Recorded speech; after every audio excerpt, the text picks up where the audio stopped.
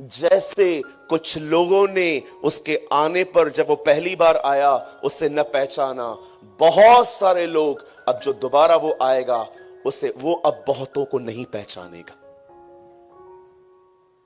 इसीलिए हमारी बाइबल बताती है उसने बहुतों को कहा, मैं तुम्हें नहीं जानता। अगर आपको लगता है प्रभु सबके लिए आ रहा है, तो मैं आपको बताना चाहता हूं, आप एक गलत फहमी का शिकार हैं। I think you have a wrong understanding of scriptures. Bible बताती है खुदा ने इस दुनिया को बनाने के द्वारा स्वयं को प्रकट किया था। आप पढ़ के देखिए, पैदाइश की किताब जेनेसिस, उत्पत्ति अध्याय पढ़ के देखिए, खुदा ने इस दुनिया को बनाने के द्वारा स्वयं को प्रकट किया। उसने अपने शब्द से हर चीज बनाई। वचन कहता है जो हर चीज को बनाने वाला कोई ना कोई है, पर जिसने सब कुछ बनाया वो परमेश्वर है। खुदा ने ये सब बनाया है। बाइबल बताती है कोई भी चीज देखकर नहीं बनी, पर सब चीजें उसके द्वारा बनी, चाहे वो देखी हो अनदेखी हो। परमेश्वर ने इस दुनिया को बनाया। हम सोचते हैं इंसान पहले बंदर था, गलत। बाइबल बताती है उसने मनुष्य को अपने स्वरूप और अपनी समानता में बनाया। मेरी उर्दू में लिखा गया है उसने इंसान को अपनी सूरत और अपनी सीरत में बनाया। जब परमेश्वर ने सारी कायनात बनाई, when he created all this universe, उसके बाद उसने इंसान बनाया। सारी दुनिया को बनाने के लिए शब्दों का इस्तेमाल किया गया, पर वचन कहता है जब इंसान के बनाने की बारी आई तो उसने अपने हाथों का उपयोग किया। अब उसके हाथों की रचना है। कभी भी आपको अकेला फील हो, अगर आपको रिजेक्शन फील हो, लोगों ने आपको नकार दिया है, लोगों ने स्वीकार करके आपको नकार दिया है, कभी इस सत्य को मत भूलना, आप परमेश्वर के हो। I never feel insecure in my life. मैं कभी अपने आप को असुरक्षित और अकेला महसूस नहीं करता। आप जानते हो क्यों आज लोग पाप करते हैं? वो गलत रिलेशनशिप में आते हैं, वो स्मोक कर रहे हैं, वो ड्रिंक कर रहे हैं। जानते हो व्हाट इज द कॉज? वो क्यों करते हैं ऐसा? बिकॉज दे फील इनसिक्योर, क्योंकि वे अंदर से खाली हैं। उनके पास ऐसी भावनाएं हैं कि मेरा कोई नहीं है, सबने मुझे छोड़ दिया है। मैं आप में से हर एक को बताना चाहता हूं, एक है जो आपसे प्रेम करता है और उसका नाम यीशु मसीह है। He loves you. वो आपसे प्यार करता है। विश्वास कीजिए, वो हम सब के लिए मरा, पर यह भी विश्वास करके देखिए, अगर आप इस पृथ्वी पे अकेले होते तो भी वो आपके लिए मरने आता, तो भी वो आपके लिए मरने आता। दुख की बात यह है, we are so focused on Christianity but not focus on Christ. हम में से बहुत सारे लोग मसीहत को देखते रहते हैं, हम अपने रिचुअल्स को देखते रहते हैं, हम अपने सिद्धांतों को देखते हैं, बट बहुत कम लोग हैं जो उस व्यक्ति को पहचानते हैं जो यीशु है। बाइबल बताती है उसने सब कुछ बनाया और उसके बाद उसने इंसान को अपने सूरत और अपनी सीरत में बनाया। बनाने के बाद खुदा का कलाम कहता है उसने उसे अदन बाग में रखा, उसे एक गार्डन में रखा जिसका नाम था हिडन गार्डन, अदन की वाटिका। कैलकाटा स्टेडियम ईडन गार्डन के नाम से है।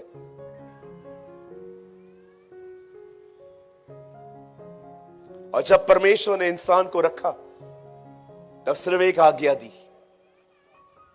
तू सब कुछ खा सकता है एक पेड़ को छोड़कर, क्योंकि जिस दिन तू उसे खाएगा उसी दिन तू उसे मर जाएगा। आज तक आपको बहुत सारे लोगों से दो मौतें पता होंगी, एक आत्मा की, एक शरीर की, लेकिन क्या आपने कभी इस तीसरी मृत्यु का जिक्र सुना है? एक दिन हम बदन में मर जाएंगे। अगर हमने परमेश्वर की आज्ञाओं को माना है तो वो हमें अपने साथ रखेगा। अदरवाइज एक दिन हम वहां चले जाएंगे जहां शैतान है। लेकिन क्या आप जानते हो परमेश्वर ने आदम को क्या कहा? जिस दिन तू ये फल खाएगा उस दिन तू मरेगा।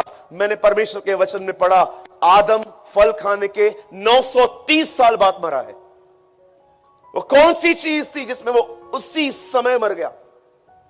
कुछ लोग कहते हैं वो आत्मा में मर गया। कहां लिखा है बाइबल में?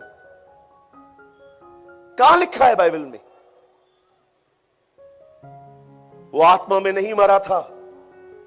जब परमेश्वर कहता है कि तू जिस दिन फल खाएगा उसी दिन मर जाएगा, याद रखिए यह मृत्यु बड़ी अजीब मृत्यु है। आप जानते हो जब आप पाप करते हो आप खुदा से दूर हो जाते हो। आपके दूरी को खुदा मौत कहता है। वो सेपरेट हो गया, ये मौत है। इसीलिए उसने कहा जाओ और जो मरे हुए हैं उन्हें बताओ ताकि वो कब्र में से निकल आए। मैं आप में से हर एक को कहना चाहता हूं, अगर आप परमेश्वर के साथ जुड़े हुए नहीं हैं, क्या कहा यीशु ने उस व्यक्ति को जो ये कह रहा था मैं अपने बाप को गाड़ के आता हूं? क्या कहा यीशु ने? मरे हुओं को अपने मुर्दे गाड़ने दे, पर तू जा और परमेश्वर के राज्य की कथा सुना। Are you in touch with God? क्या आप खुदा के साथ जुड़े हुए हो? क्या उसके साथ आपका संबंध है? क्या वो आपसे बात करता है? कहीं ऐसा तो नहीं है सिर्फ आप ही बात करते रहते हो, वो आपसे बात नहीं करता? क्या आपका उसके साथ कोई जिंदा संबंध है?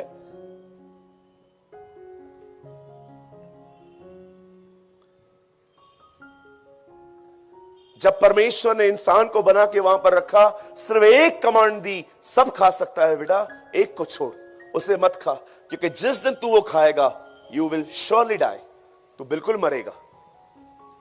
और आदम ने, कलाम कहता है आदम और हवा ने वो फल खाया, और जब परमेश्वर वहां से पास हो रहा है, परमेश्वर वहां पर आता है, परमेश्वर आदम से सिंपल क्वेश्चन कर रहा है, क्या वो तूने फल खाया? वो कहता है नहीं, आपने जो बीवी दी उसने खिलाया। वाह, व्हाट ऑनेस्टी। हम लोग करते हैं ना ऐसे। दो बच्चे फेल हुए, बाप के सामने गए, पिताजी ने कहा बता रिजल्ट क्या आई है? बोलता है ये भी फेल हुआ है। मेरे चर्च में एक बच्चा है, मैंने उससे एक दिन कहा आजा प्रार्थना करते।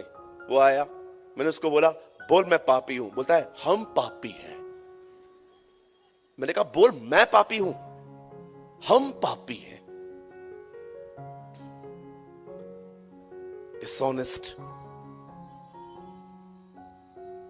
हमारे मुंबई में कहावत है, सुनना चाहेंगे? कहते हैं बेईमान से बेईमान सेठ मुनीम ईमानदार चाहता है।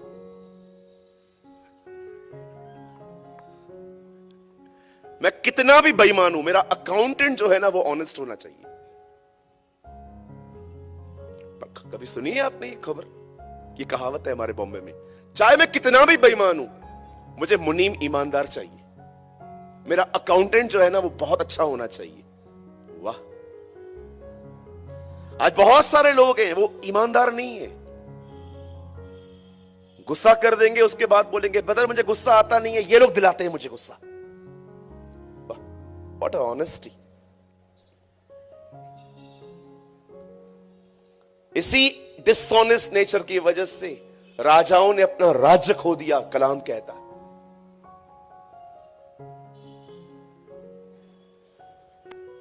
बाइबल बताती है परमेश्वर आता है और आदम से पूछता है आदम क्या वो तूने फल खाया? हाँ खाया, लेकिन ये औरत जो थी है ना इसने खिलाया। और प्रभु औरत से पूछता है हवा आपने खाया? सांप ने खिलाया। सांप तूने? अच्छा वो और कोई नहीं था? तो वो भी ये बोलता है इसने खिलाया।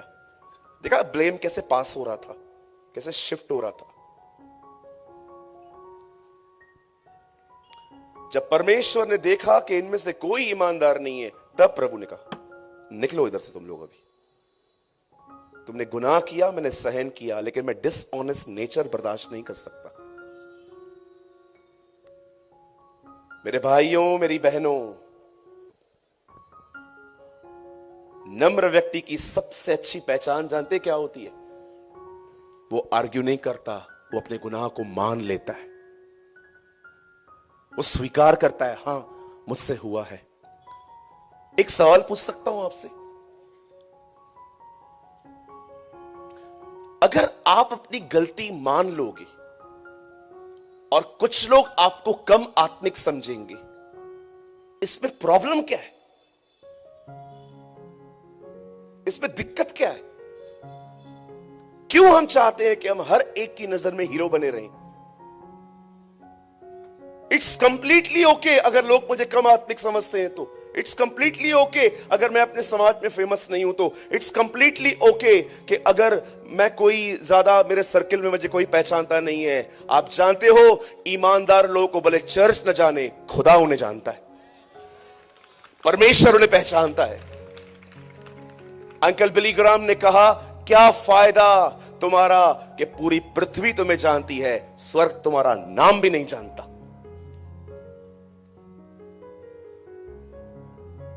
बी ऑनेस्ट, ईमानदार बने, अपनी गलतियों को स्वीकारें।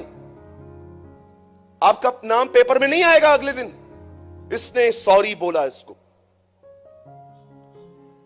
हफ्ते हफ्ते कितने लोगों को देखता हूं, महीनों से महीनों, सालों तक अपने अंदर कड़वाहट लेके घूमते रहते हैं, पर सॉरी नहीं बोलते। मैं क्यों बोलूं? मैं क्यों बोलूं? What a pride you have.